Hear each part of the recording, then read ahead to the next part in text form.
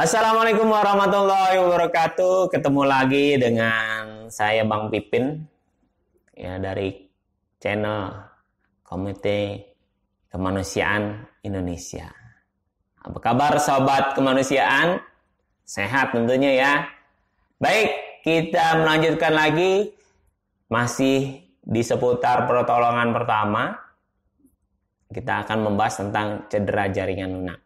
Kita kasih teorinya dulu ya tentang cedera jaringan lunak.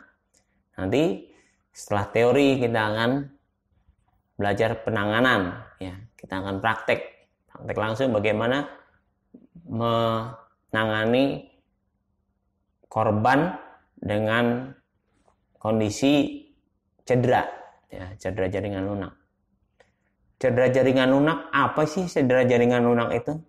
Cedera jaringan lunak adalah sebuah cedera yang melibatkan jaringan kulit, otot, atau saraf, atau pembuluh darah akibat suatu ruda paksa. Ruda paksa apa sih? Sebuah tindakan pukulan atau benturan benda tumpul atau benda tajam. Ya. Pengertian ruda paksa secara simpelnya seperti itu. Kalau orang melihat tentang cedera jaringan lunak biasanya berkaitan dengan luka. Jadi luka yang terjadi di dalam tubuh kita itu bisa diklasifikasikan menjadi dua. Yaitu pertama adalah luka tertutup, kedua adalah luka terbuka. Ya. Luka terbuka adalah luka yang terlihat pada kulit. Ya, terlihat perlukaan pada kulit, makanya disebut luka terbuka. Bagian yang luka ya mudah kita kenali. Mudah kita kenali dikarenakan memang jaringan kulitnya tersebut terjadi perlukaan atau kerusakan. Jenis luka terbuka ada berbagai macam jenis. Yang pertama adalah luka tusuk. Tertusuknya benda tajam ya, di bagian tubuh. Terus luka avulsi atau luka sobek. Selanjutnya adalah amputasi. Ya, terputusnya bagian tubuh dengan bagian tubuh yang lain. Luka robek. Ya, ada luka sobek, avulsi, ada luka robek. Ya. Lalu ada luka sayat atau luka iris. Nah, ini biasanya ibu-ibu ya atau teman-teman yang misalnya sering berada di dapur ya, ini sering terjadi nih luka sayat atau luka sobek. Luka iris ya, luka sayat atau luka iris. Ya, biasanya yang lebih kenal adalah teriris pisau ketika lagi mengupas bawang ya. Itu agak meleset karena kurang konsentrasi atau gagangnya licin ya, teriris bagian ujung-ujung jarinya. Lalu luka lecet. Ya, luka lecet biasanya terjadi dikarenakan tergesek ya dengan bagian yang kasar ya. Misalnya di aspal atau misalnya di tembok ya. Itu terjadi luka lecet atau penggunaan sepatu atau sendal yang masih baru, masih keras, masih masih belum fleksibel kulitnya, maka terjadi gesekan-gesekan. Lama-lama dia terjadi lecet. Untuk luka tertutup ada 3, yaitu memar, cedera karena himpitan. Cedera karena himpitan ya biasa misalnya kita dalam menutup pintu ya, yang sering terjadi kayak begitu. Dalam menutup pintu posisi kita nggak pas. Menutup pintu ada jari yang tertinggal di sela-sela antara pintu dan pinggiran pintunya sehingga terjepit, atau dalam memukul, dalam bekerja terjepit, misalnya terjepit bagian bagian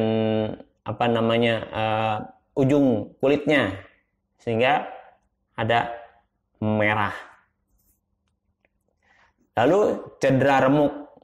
Cedera remuk, bagian kulitnya ini tidak ada yang luka, tetapi karena benturan benda tumpul di dalam tulangnya terjadi luka. Ya, di bagian tulangnya terjadi luka, remuk.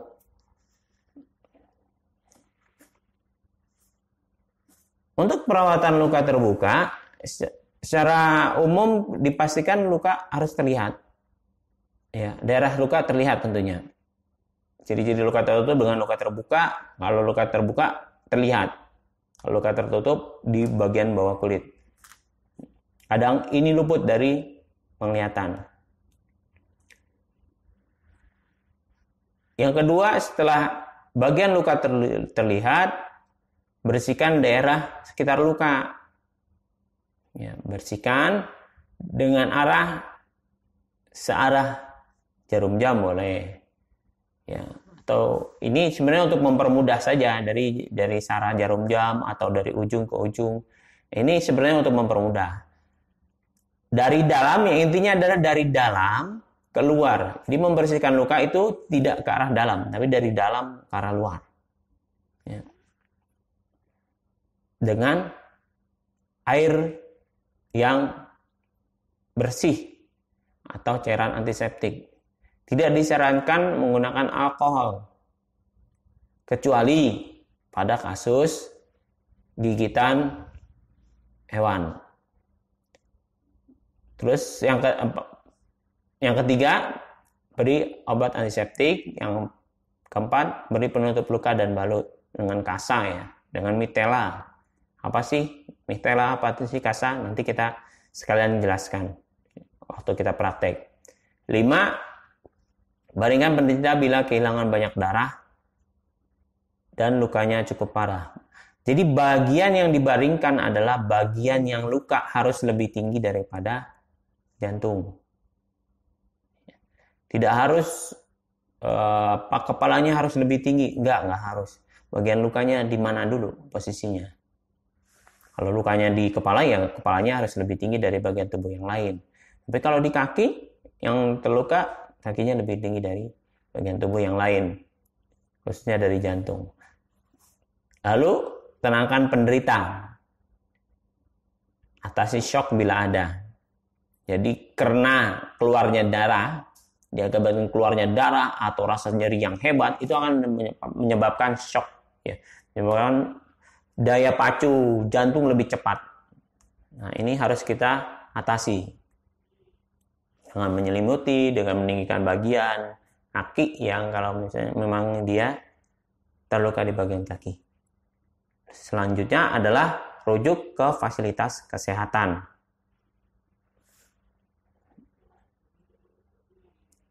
Lalu bagaimana penanganan luka tertutup dalam kasus memar? Ya, khususnya memar. Yang pertama adalah istirahatkan anggota gerak, beri kompres dingin, ya, beri pembalut tekan. Ya, pembalut tekan itu pembalut yang coklat biasanya ya, yaitu pembalut tekan buat orang terkilir. Yang keempat adalah tinggikan anggota gerak. Anggota gerak yang cedera kita harus lebih tinggi dari bagian tubuh yang lain. Ya. Pemberian kompres dingin tidak selalu ditempel terus-menerus, enggak. 15 menit pemberian kompres dingin berupa es batu yang dikasih sedikit air, ya. Lalu dilapiskan dengan kain kalau bisa. Dikompres, ya, dikompres. Setelah 5 menit angkat. Jangan sampai terus-terusan 15 menit menetap, tidak. Ya, karena itu akan merusak jaringan.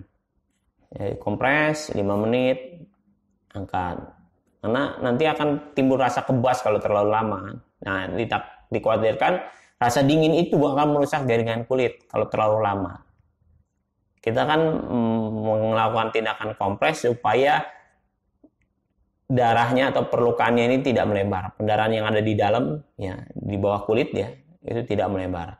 Ini harus kita perhatikan ketika terjadi cedera tertutup khususnya. Dalam penanganan cedera tertutup, ketika dia baru terjadi benturan, tidak disarankan untuk melakukan pijatan. Ya.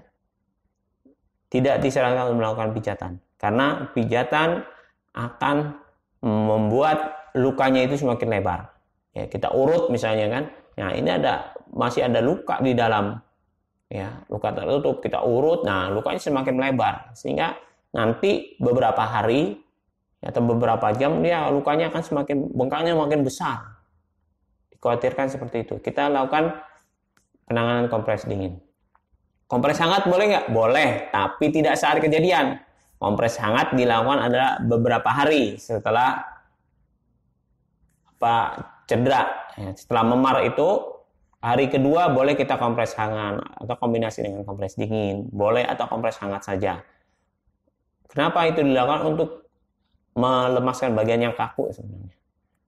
Dan memberikan, kalau dikasih hangat, ya pasien akan lebih nyaman.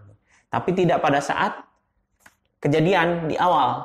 Kalau kejadian di awal harus dikompres dingin untuk melokalisir supaya luka di dalam, ya, pendarahan yang ada di dalam bagian kulit tidak melebar kemana-mana. Nah, ini tadi penanganan tentang luka atau cedera jaringan lunak, baik luka tertutup maupun luka terbuka. Baik para sahabat, dimanapun Anda berada, kita akan praktek di materi ini ya.